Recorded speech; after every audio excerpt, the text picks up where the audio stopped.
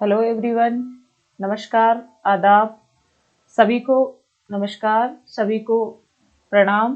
तो सभी साथियों को मैं स्वागत करती हूँ आपके अपने education channel golden education hub.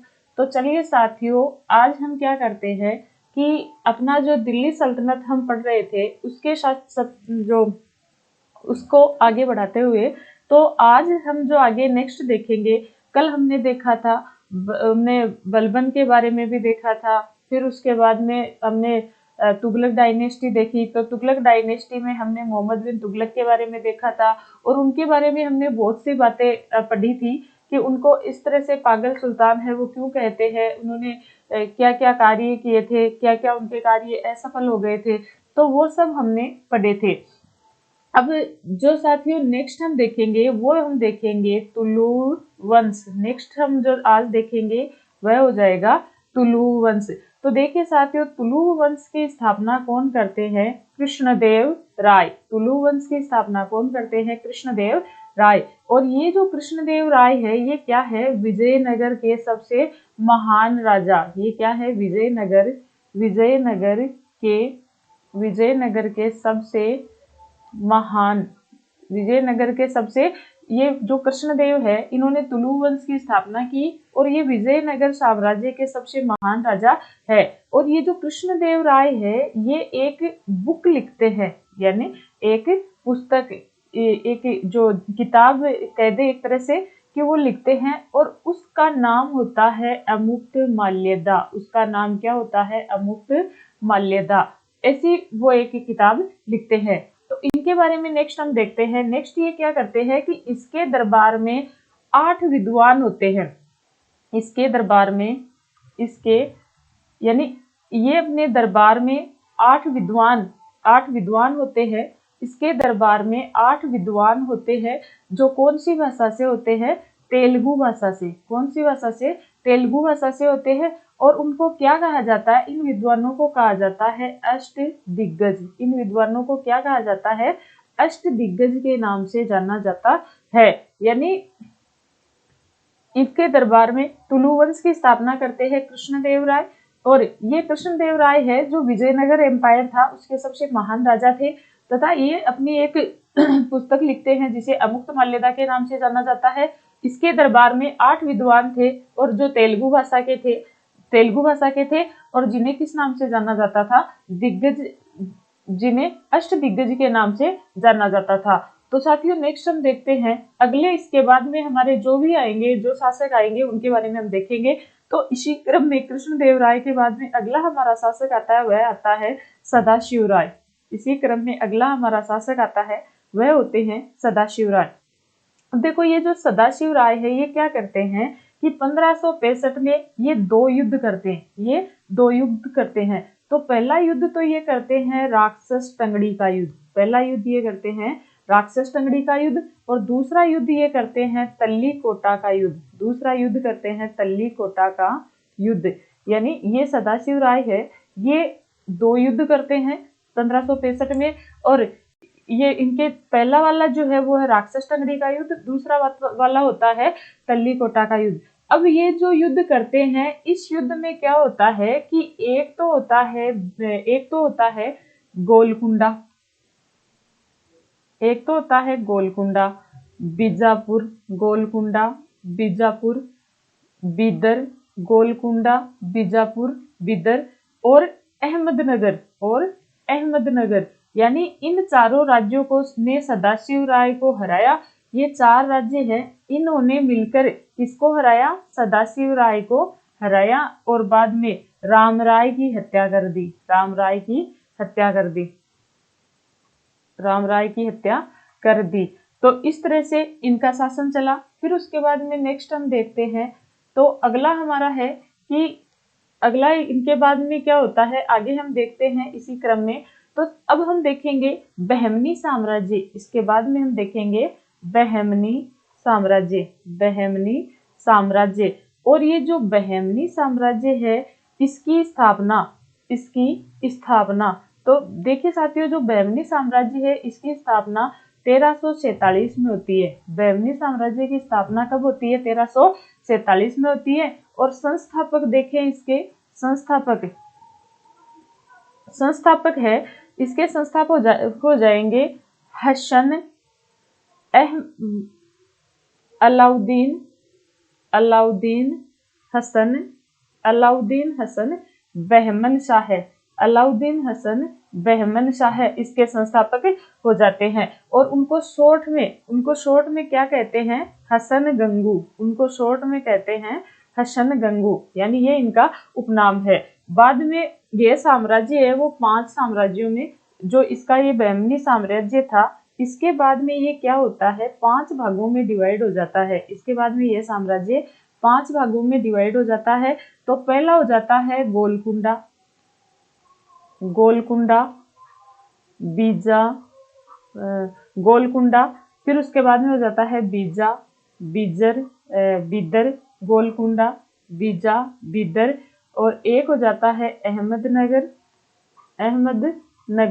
और एक हो जाता है हमारा 5वां हो जाता है, वो होता है बरार। यानी बहमनी साम्राज्य की स्थापना है वो 1347 में होती है। इसके संस्थापक होते हैं अलाउद्दीन हसन बहमन शाह, और इनको हम कहते हैं हसन गंगू के नाम से जाना जाता है। तो बाद में आगे चलकर ये क्या होता है? यही साम्राज्य है वो 5 भागों में डिवाइड हो जाता है। गोलकुंडा, बीजा, बीदर, अहमदनगर और बरार, इनमें ये बाद में आगे डिवाइड हो जाता है। अब उसके बाद में साथियों नेक्स्ट हम देखते हैं कि अगला जो आता है वो हमारा आता है फिरोज शाह तुगलक। अगले शासक कौन आएंगे? फिरोज शाह तुगलक। तो देखिए साथियों, ये इंपॉर्टेंट शासक है, इनके बारे में हम देखते हैं। तो फिरोज शाह तुगलक है, इनका कार्यकाल होता है 1351 से 1388। इनका जो शासनकाल होता है वो 1351 से 1388। और इसे क्या कहते हैं? दिल्ली सल्तनत का अकबर। इसको आप एक्स्ट्रिक मार्क लगा के याद कर लीजिए, दिल्ली सल्तनत का अकबर। इसे दिल्ली सल्तनत का अकबर कहते हैं। फिर देखिए साथियों नेक्स्ट क्या होता है कि ये कार्य क्या क्या करते हैं, यानी जो फिरोज शाह तुगलक है ये क्या क्या कार्य करते हैं। तो ये क्या करते हैं कि इन्होंने एक दान विभाग की स्थापना की थी। दान विभाग की स्थापना करते हैं। उस दान विभाग को क्या कहते हैं? दीवान ए खैरात। दीवान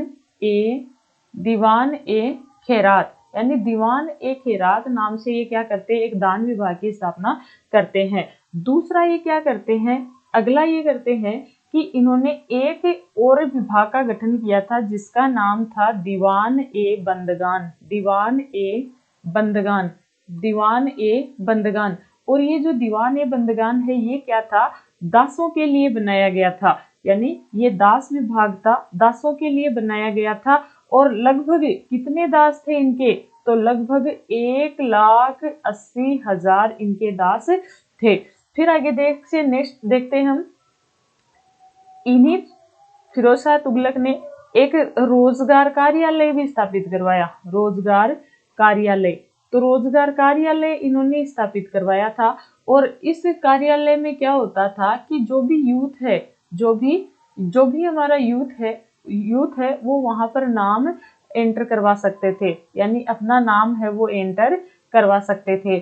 तो इस तरह से इन्होंने रोजगार कार्यालय की स्थापना की। इसके बाद में साथियों नेक्स्ट हम देखते हैं आगे ये क्या काम करते हैं। तो उसके बाद में ये करते हैं कि इन्होंने दिल्ली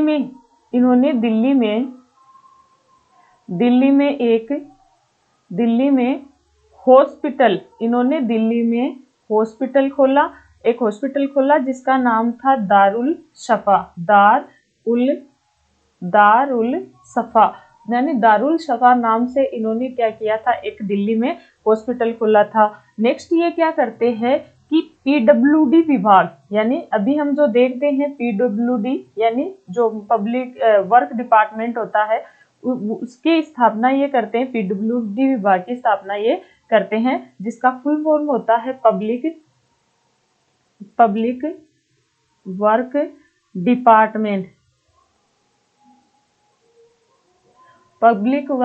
डिपार्टमेंट। इस विभाग की स्थापना भी कौन करते हैं? तो इसकी भी स्थापना कौन करते हैं? फिरोज शाह तुगलक। नेक्स्ट ये क्या करते हैं कि इन्होंने अपने शासनकाल में 200 से ज्यादा नगरों को बसाया। 200 से ज्यादा नगरों को 200 से ज्यादा नगरों को ये बसाते हैं। नेक्स्ट ये करते हैं, इनका महत्वपूर्ण नगर था जौनपुर।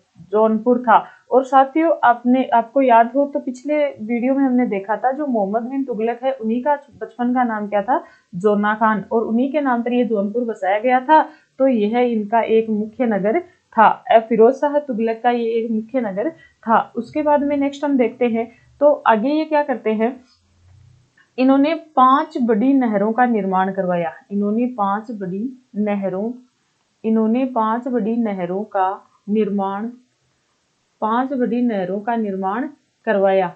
इन्होंने 5 बड़ी नहरों का निर्माण करवाते हैं। तो हमने देखा था कि गयासुद्दीन तुगलक है वो दिल्ली सल्तनत में पहले शासक है जो नहर बनवाते हैं, लेकिन हमने ये देखा था कि जो सबसे ज्यादा नहरें हैं वो कौन बनवाते हैं, फिरोज शाह तुगलक। तो इनमें थोड़ा सा आप कंफ्यूज क्रिएट मत करना, आप इसको अच्छे से समझ लेना कि ज्यादा नहरें होंगी तो फिरोज शाह तुगलक, और जो सबसे पहली नहर होगी वो कौन बनवाएंगे, जो गयासुद्दीन तुगलक है जिन्होंने तुगलक डायनेस्टी की स्थापना की थी, वो सबसे पहले नहर बनवाते हैं। फिर उसके बाद में देखो, इन्होंने एक कर चालू किया था। इन्होंने एक कर चालू किया था, कर, जिसका नाम था हक ए सर्ब। हक ए सर्ब। हक ए सर्ब यानी ये हक ए सर्ब एक ऐसा कर था जो जितनी भी ओवरऑल उपज होती थी उसका 1/10वां भाग था। यानी हक ए सर्ब एक ऐसा कर था जो जितनी भी उपज होती थी उसका 10वां भाग था। उसके बाद में साथियों नेक्स्ट हम देखते हैं, तो अगला आगे उन्होंने क्या क्या कार्य किए। उन्होंने 24 करों को समाप्त कर दिया। इन्होंने कितने कर समाप्त कर दिए, 24 कर है उनको समाप्त कर दिया, तथा 4 कर यानी 4 कर वो की वसूली करते रहे। 24 कर इन्होंने समाप्त कर दिए, 4 करों की वसूली शरीयत द्वारा की गई। और ये 4 कर तो ये लेते थे और प्लस एक वो वाला लेते थे, कौन सा, जो अभी हमने देखा था, हक ए शर्ब। हक ए सर्ब यानी एक ये कर ले लेते और एक 4 ये लेते, तो इस तरह से ये कुल 5 कर है वो लिया करते थे। अब देखो, इन्होंने एक फिरोज शाह तुगलक ने अपनी आत्मकथा लिखी। तो इनकी आत्मकथा है, उसका नाम है फुतुहात ए फिरोज शाही। फुतुहात ए फिरोज शाही। फुतुहात ए फिरोज शाही। इन्होंने अपनी आत्मकथा लिखी थी, फुतुहात ए फिरोज शाही। और इसके दरबार में 2 विद्वान थे। कितने विद्वान, 2 विद्वान। इनके दरबार में 2 विद्वान थे। एक का नाम था बरनी, और एक का नाम था अफीब। बरनी और अफीब, इनके दरबार में ये 2 विद्वान थे जिन्होंने तारीख ए फिरोज शाही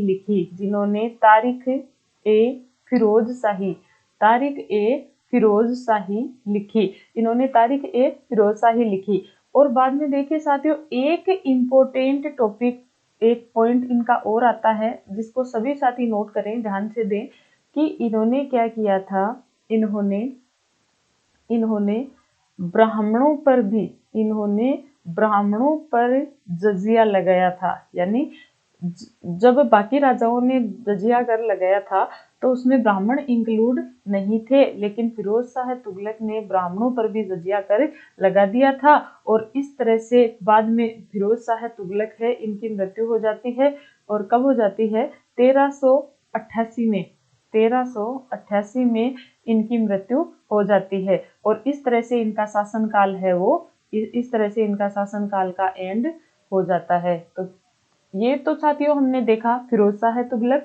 नेक्स्ट पार्ट हम आगे देखेंगे। तो सभी साथियों से मेरा यही भी निवेदन है कि सभी साथी सेशन को देखें, सभी साथी सेशन में सीखें, और सभी साथी सेशन को लाइक करें, शेयर करें, सब्सक्राइब करें।